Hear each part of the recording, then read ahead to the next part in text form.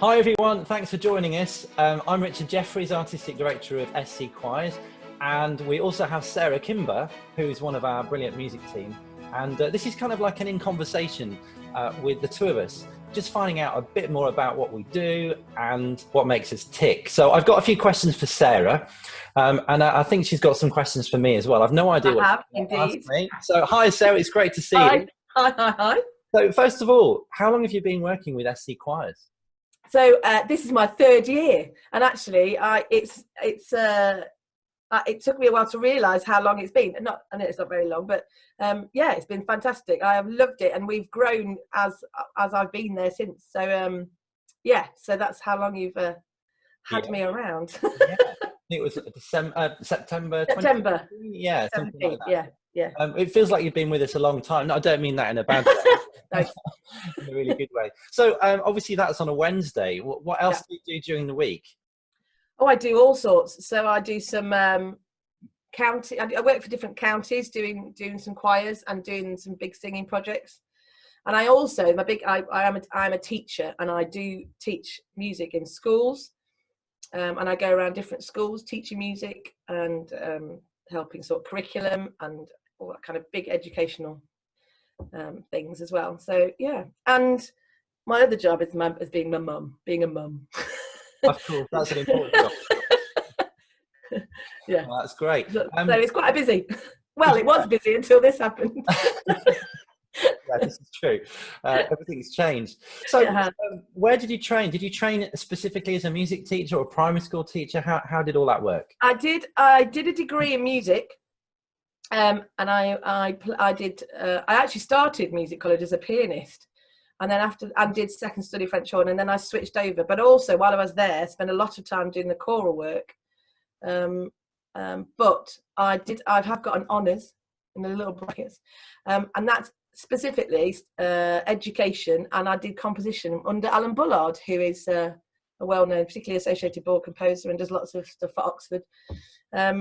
Yes, so I did composition, and I've composed for all the time, really. I really enjoyed composing when I was younger, and yeah, I've really got back into it recently.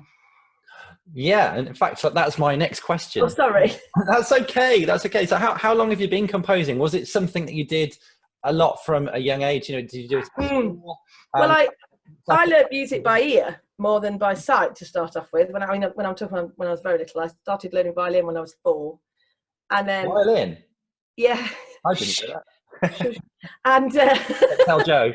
But I taught it. Yeah, so I learned it by ear to start off with, using a method called the Suzuki method, which is sort of similar to the solfege method in the fact that you're taught orally, and then I kind of read music by accident. It kind of occurred alongside. So by the time I was, 8 or 9, I could read music. But so I have spent a lot of my life improvising and making things up, and then obviously with composition you then start to write it down, and so it's kind of happened by accident. But at music my degree, I did do composition as an elective with Alan.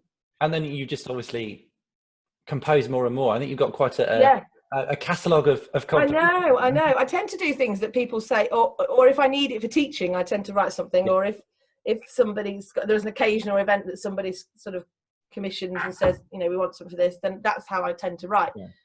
Or if I have a moment, something comes to me, I'll write that down. Yeah. It's a bit like the virtual choir project that we've got. Yes, exactly. That inspired you to compose that song, didn't it? Yes. So I was sat in the garden listening to. I could hear lots of sounds. I could hear some people on WhatsApp calls around, and I could hear people chatting. And I thought, how long is this going to be? This was at the beginning, and it's that thought of how long is this going to be? And I wanted to write something that wasn't negative. That was, because we're like you. I'm lucky enough to be able to play my own live music. So I wanted to we wanted to make that available to everybody, to be able to be part of something live, whether you're a musician or not, whether you can sing or not, just get involved. So that's how it happened. All about community. Yeah. Absolutely. So last question to you is what do you like best about working for SC Choirs? Oh my goodness, I do love the community aspect. I think I like the fact that we work with lots and lots of different people. If there's one thing music's brilliant at, it's bringing people together. Yeah. There's a music is brilliant at breaking down barriers and allowing people to leave their issues, problems, whatever it is, to one side and then come in and enjoy group music making. I mean, group music making, fact, is good for you. So I just love the opportunity to do that with such a wide variety of ages. I think that's what's brilliant about SC Choirs, is we work with very small, very young children all the way up to whatever age. Absolutely, yeah. Well, it's great to have you, and thank you for answering my questions. You're welcome. I'm just dreading what you're going to ask me now. I've got no idea. You see, you've been there from the beginning, so tell me about how SCC started and how it occurred, because you like me come from an education background as well. I do, yeah. Well, I trained as a primary school teacher, and when I was teaching in primary schools, I was always in charge of music and ran choirs and that sort of thing. And the Lichfield Carol services that we still do now, we did right from the beginning of when I started teaching. And after a few years, I remember sitting there thinking, all these kids come together every Christmas to do this carol service, to make this mass choir. And I sat there one year, I think it was 2004, Christmas 2004, and I thought, we need to do this every week. We need to have something every week where kids can come and sing from different schools, different backgrounds. And so the following Easter, so 15 years ago, 2005, hence our anniversary year this year, I started what was then the Four Oaks Cluster Choir, with about 20 kids. And since then, of course, it's grown, as you said earlier, it's grown. We now have 5 choirs, starting at age 4, right through to a community choir for adults.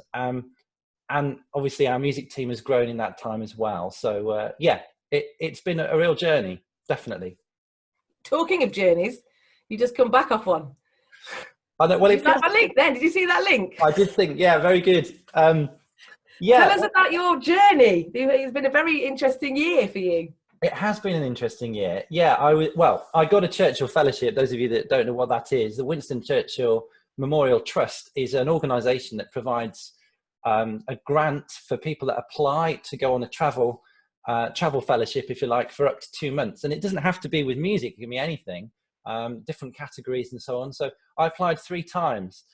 First time, didn't get an interview. Second time I did, but didn't quite make the cut. And then the third time, which was obviously last year, I was lucky enough to be awarded this Churchill Fellowship. So yeah, that took me to Finland, America and Canada. And what was awesome was just seeing schools, choirs, different organizations working to provide the very best music education, and particularly through singing, which was my focus.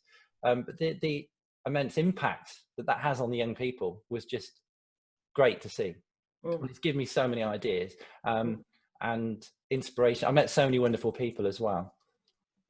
I think it's really, I'm just sort of backing up, because I suppose what we've got at SC Choirs, which is also brilliant, is that the 3 main conductors are all qualified teachers. We've all used to education of music and how to do that. So I think for me, what you've brought back from the trip is really inspirational in thinking about how we apply that to all of our members and help them on their musical journey. That's right.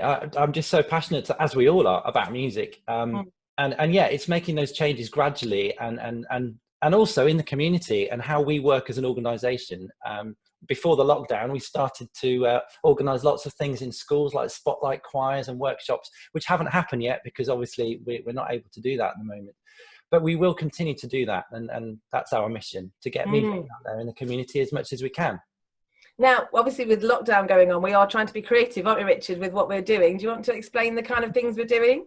We are. We've all had to think outside the box massively. And everybody has to, yeah. I'd never heard of Zoom until this lockdown. Yeah.